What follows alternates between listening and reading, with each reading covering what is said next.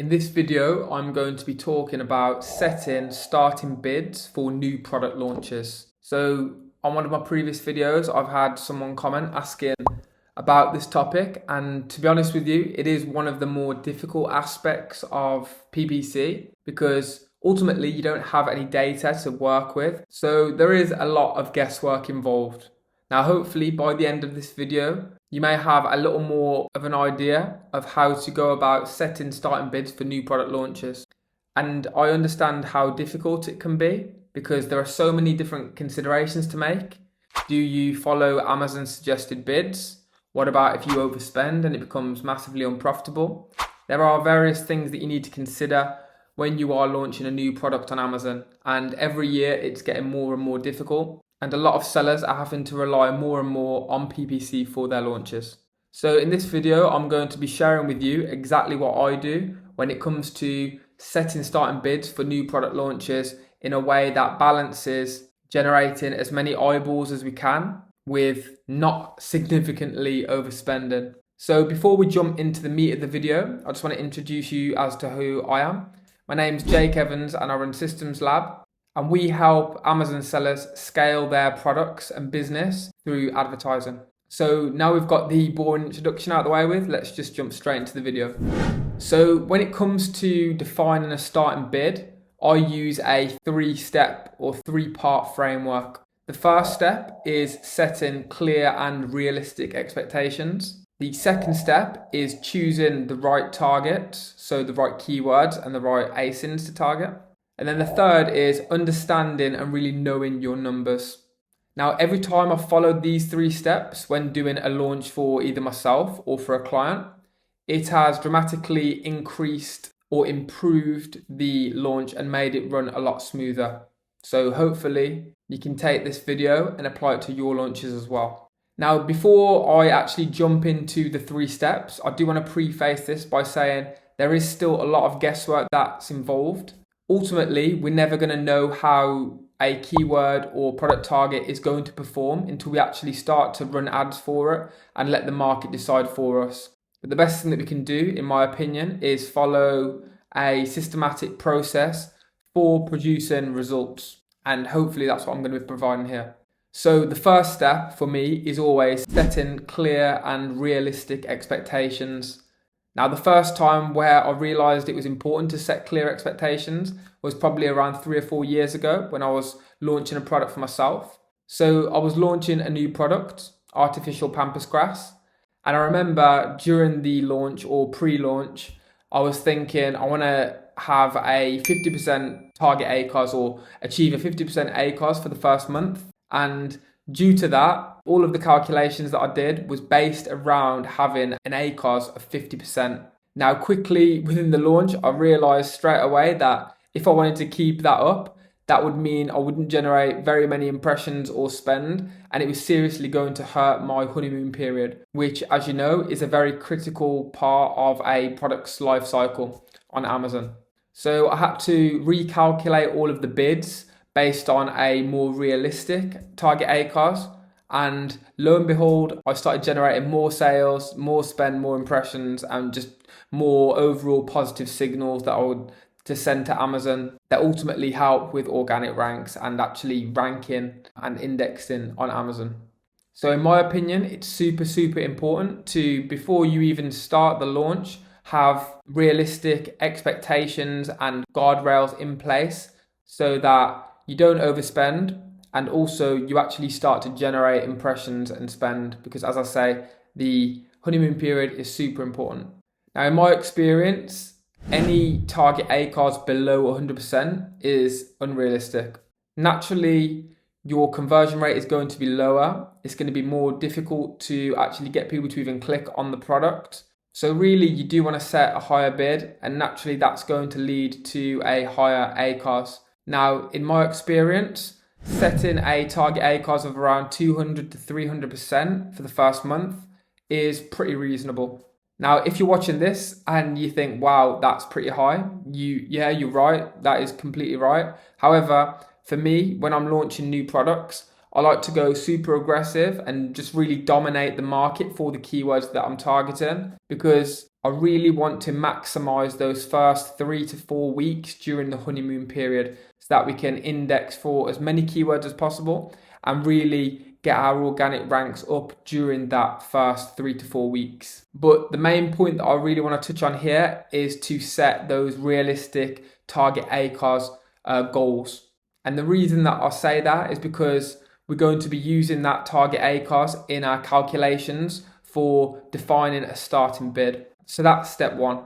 Now, step two is actually choosing the targets. So there are two targets we can choose from, and that is keywords and product targets. Now, choosing the right targets will actually help you to keep the ACOS down, provided that you are choosing keywords that are super relevant to your product, and also choosing product targets that you believe you have a competitive advantage over, whether that be you have a better product that's obvious to the shopper, and it has to be obvious to the shopper through really the title or the main image, or you could also have a competitive advantage through price. So if you have a very similar product but you're selling it for a lot cheaper during the launch, then that could also be another advantage that you have over the competitor. But the point here is you really only want to be targeting the targets that you think you have a high likelihood of converting on.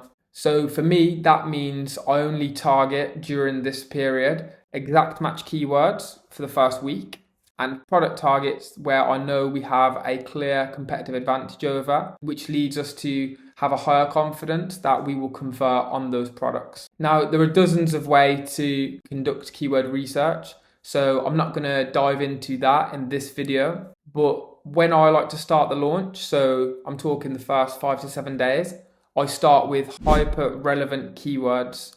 So these are pretty much the keywords that perfectly describe your product. Now, there are other benefits of only starting with hyper relevant keyword targets. For example, creating the right indexing. However, I'm not going to jump into those benefits in this video because of the sake of the video, I don't want to make it too long. But the main point here is to only target super relevant keywords to begin with and product targets where you have a clear advantage over. So that's step number 2.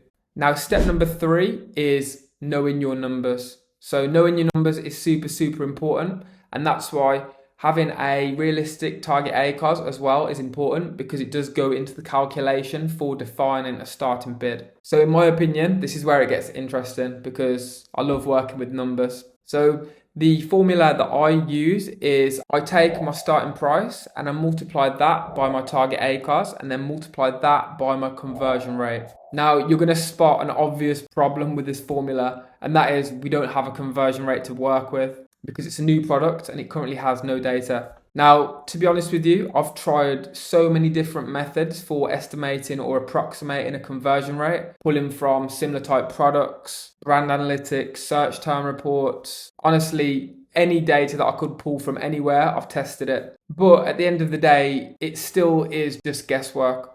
So this may be a little bit crude, but this is just what I've found works best for me.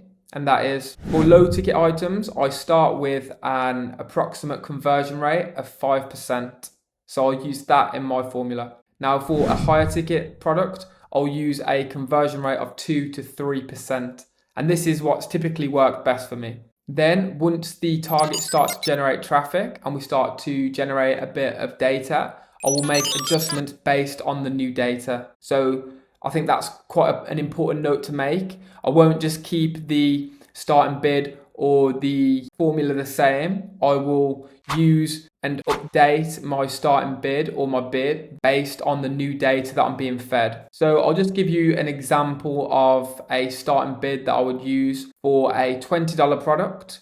So let's say we have a $20 product. I have a target ACOS of 300%. And because this is a low ticket product, I'm going to approximate the conversion rate as 5%.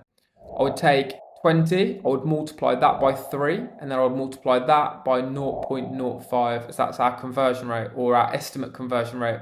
And that's going to give me a starting bid of $3. So I would start with that. And that is pretty much how I define a starting bid. Now, there is one bonus tip to this, and that is to start with fixed bids as opposed to dynamic bids. And the reason that I do that, it makes it easier to calculate the starting bid, because if we have dynamic bids, then Amazon is going to update or change our bid in real time, depending on how likely they think it is that a shopper will purchase our product. And now, because we don't have a lot of data, or we haven't given or fed Amazon a lot of data at this point, there's a good chance that Amazon can throttle our bids, because we haven't generated any sales at this point. So the algorithm may think that there's a low likelihood that shoppers are going to purchase. So they'll just reduce the bid for every single shopper, and it can really take us out of the auction. So in my experience, using fixed bids to begin with has proved to be the best option. So I just want to reiterate the importance that this is just guesswork. However, in my experience, this has been the best way to approach starting bids for new product launches. And I'm not rigid in this approach at all. So for example, if I set starting bids and I run the ads and we're not generating any impressions, then clearly the estimation that I made wasn't accurate. So I will update that theory. I'll update the bids. I like to increase in 10% increments. So in the example that we used earlier, if I had a starting bid of $3 and it's not really generating impressions, but I know it's a high search keyword, then I know that the bid isn't high enough. So I'm going to increase that to $3.30. Now, if you want to be super aggressive, you can increase that to $3.60. You can increase in 20% increments. It really is down to you. But the point is, especially during a launch, you need to be watching the data like a hawk. And if you're not generating a lot of impressions, you need to update your bids fast. So during a launch, I'm watching the bids pretty much hourly, to be honest, and making sure that each keyword, each product target is generating impressions. And if it's not, can I just slowly inch that bid up a little bit and start to trigger the algorithm to serve our ad to more shoppers? So yeah, that's everything for the video. So just to quickly recap what we've been through, when it comes to defining starting bids for a new product launch, I use a 3-part framework, and that includes setting clear expectations for what I want to have as an ACOS limit or goal, choosing the right targets, because ultimately choosing the right targets is going to help drive sales, but also help keep your ACOS down and prevent you from overspending too much. And then finally, using a mathematical formula to create a starting bid, and using a little bit of guesswork, but also monitoring the data and updating it as necessary. So yeah, that's everything for the video. I hope you took some value from it. If you did, please be sure to like the video. And if you're not already subscribed, feel free to subscribe. If you have any recommendations or any questions about any videos that you'd like me to do, just feel free to leave a comment. And there is a link below this video. Now, full transparency, if you do click on the link, I will be trying to sell you something. So if you don't want to be sold, then just don't click on the link. However, if you are interested in learning a little bit more about how we can help you grow your sales and improve the efficiency of your advertising, then click the link and we'll see what we can do. But yeah, thank you so much for watching the video and stay until the end, and I will see you in the next one. Bye.